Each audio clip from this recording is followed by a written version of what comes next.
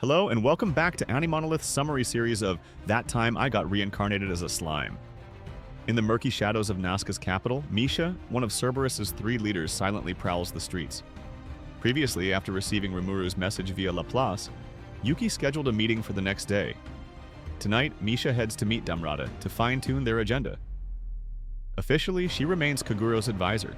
Returning to the capital now is tantamount to desertion. If discovered, she faces execution. Trained in espionage and surviving in the underworld, Misha moves with confidence, but also with caution. Suddenly, she's intercepted by a man, Tatsuya Kondou, head of the Imperial Intelligence Agency and feared as the monster of information. Before Misha can react, Kondou questioned her why she was here. But she tries to bluff, claiming a secret order under Kagurio's name. But something's off. The streetlights flicker, the scouts have vanished, and she knows she's in deep trouble. And she wonders, could Damrada have betrayed them?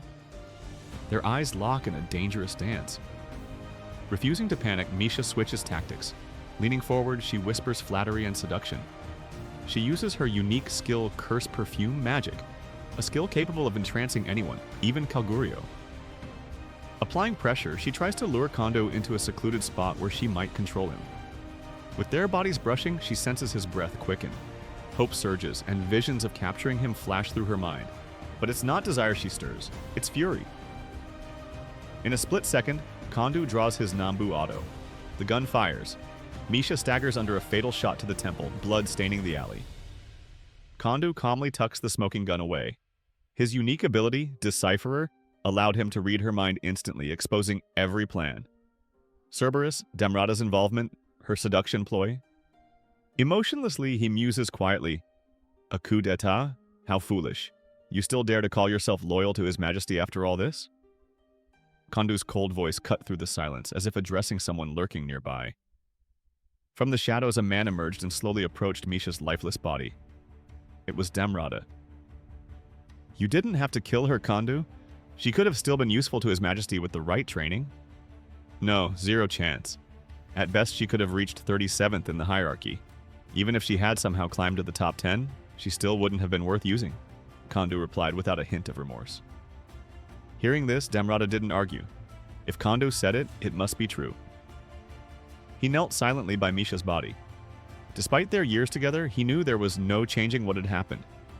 As a final gesture, he closed her eyes, pushed back the protruding eyeball, sealed her fatal wound with a healing spell, and wiped the dirt from her face. One last act of respect for a comrade who had fought by his side for over 2 decades. "What a waste of time," Kondou muttered. "Her body will be cleaned up before morning. Now answer my question." "I'm not like you. I can't detach myself from these things so easily." "How naive." "No, you're the strange one. How can someone so young be so devoid of feeling?" "I have no emotions, that's all there is to it." "Ridiculous. I've seen hell. His Majesty Rudra saved me from it. If you intend to stand against him, I won't forgive it. I am His Majesty's loyal servant. I've never betrayed him." "That's hard to believe. Remember, you've fallen into my hands once before. If you want me to trust you, prove it. With your actions." Without another word, Kondou turned and walked away, never once looking back. Damrada gave Misha's body one final glance before disappearing into the night. Later that evening, Misha's body was disposed of by the Imperial Intelligence Bureau without a trace. The capital's darkness remained thick, and the entire event was buried, as if it had never happened at all. A message was sent out that day, and within a few days the leading figures from all over the world were assembled. About 30 loyal warriors gathered inside Yuuki's mansion, each having sworn absolute allegiance to him. These elite forces, ranging from adventurers, demi-humans, and demonic beings to enslaved fighters, shared a single goal: overthrowing Emperor Rudra. Many more are scattered across the realm, eagerly traveling back to the Imperial City. Notably, Vega was absent, currently on mission with the Beast Corps. After some anticipation, Yuuki and Kigali entered the room to share the plan. The atmosphere buzzed with excitement when Yuuki announced, "Tomorrow we're meeting with Demon Lord Rimuru." Reactions erupted. Some questioned Rimuru's reliability, others had been waiting for this moment, and some doubted he would come to the capital amidst the chaos. Yuuki just smiled and dropped the bombshell. Rimuru has already wiped out the Imperial Armored Corps. The room erupted further. Such news was almost too incredible to digest. Calming the crowd, Kigali explained the context. Yuuki had been defeated in battle by the Dark Lord Guy Crimson, forcing him into a desperate alliance, thus triggering this coup. With tempers cooled, Yuuki revealed the military strategy. Rudra commands 20,000 city guard and 100,000 new legion. The real threat, however, lies with the Imperial Guard and the Emperor himself. Yuuki plans to use the Mixed Corps to seize control of the capital, then deploy his elite fighters. His hidden card, Rimuru, would handle Rudra and his guard personally. The strategy sounded flawless, but Yuuki sensed something missing. At that critical moment, Damrada arrived and solemnly announced, "Misa has been killed by Kondou." Instantly, the room fell silent. 1,000 thoughts raced through Yuki's mind. Suddenly, everything clicked into place. "When did I start getting played?" Yuuki muttered, voice low with realization. Damrada reacted with honest confusion, his expression blank and uncomprehending. That alone told Yuuki the truth. Damrada wasn't faking it. He wasn't a traitor, he was being controlled. Someone, somewhere within the Empire's inner circles, had cast a powerful spell, subtle enough to bypass suspicion, yet effective enough to manipulate Damrada like a puppet. This hidden figure had cleverly used Damrada's influence as the head of Cerberus, turning him into a tool to scout talent, filter intelligence, and discreetly funnel it all back to the Empire. Every step Yuuki had taken over the years, recruiting, organizing, planning, had been indirectly serving the enemy. Frustrated, he sighed. In the end, it wasn't Damrada he should have doubted. It was his own judgment. Around them, tension erupted. The elite warriors gathered in the room began hurling accusations at Damrada.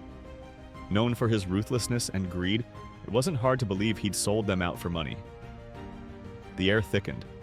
Heated words turned to drawn weapons. Yuuki remained silent. He wanted to see just how far this manipulation went, and whether Damrada's mind could still be reached. The first to move was Tornio, the slave warrior once saved by Damrada himself. He charged in, fists full of unresolved loyalty, but with a single devastating strike, Damrada shattered his internal organs. Then came Arios, a rank 44 assassin, experienced and deadly. Yet even he fell in an instant, his skull crushed by one blow. Damrada wasn't just strong, he was on an entirely different level. A true single digit. Yuuki watched everything unfold with cold calculation. Damrada hadn't killed Tornio, but he hadn't held back on Arios, an Imperial insider. That wasn't coincidence. That was controlled decision-making. Yuuki was now sure Damrada's free will was still partially intact. He could still choose, but only within limits. With that, Yuuki stood and finally addressed the room. He explained Damrada's condition and urged everyone to fall back, warning that the enemy was buying time through chaos. The mysterious manipulator, likely Kondou, was stalling them, pushing Damrada to delay the inevitable. At Yuki's command, the elite warriors dispersed to regroup with the Mixed Corps. In minutes, only Yuuki and Damrada remained. The tension between them was heavy. Friends, rivals, now opponents, in a deathmatch neither of them had truly chosen. Their eyes met. No words were needed. Damrada moved. Thus began the final duel, Yuuki versus Damrada. At that moment, Damrada and Yuuki were locked in a fierce exchange of blows, a high-speed battle that looked like something straight out of a martial arts film. Damrada combined close-quarters combat with refined swordplay, while Yuuki, true to his nature, fought barehanded. Amid the furious attacks, Damrada realized something terrifying. He was being controlled, and the one pulling the strings was none other than Tatsuya Kondou. That meant Kondou had likely known about Yuki's coup attempt from the beginning, and everything Yuuki was doing now might already be too late. Yet, despite that, Damrada was oddly satisfied. Yuuki had kept calm and stayed the course, which reaffirmed Damrada's trust in him. From long ago, Damrada had already decided that Yuuki would be the one to inherit his hopes and fulfill the shared dream he had with Emperor Rudra. Still, Damrada's loyalty to Rudra was absolute. Rudra was his everything, and not even Yuuki could surpass that. Damrada had served Rudra long before Kondou even arrived in this world, and because of that, he never imagined Kondou would eventually betray him. Since Misha's death, Damrada had grown more cautious, but it was already too late. Kondou had activated some kind of soul-level mind control, likely the result of a technique or item Damrada couldn't resist, no matter how hard he tried. Yet even within that manipulation, Damrada remained hopeful. Yuuki had seen through it all and still trusted him. With what little willpower he had left, Damrada launched reckless attacks while embedding messages in his words and movements, trying to pass on everything he could to Yuuki. Yuki-sama, allow me to show you the true strength of a single digit and the deputy commander of the Royal Guard. With that declaration, Damrada revealed his true identity.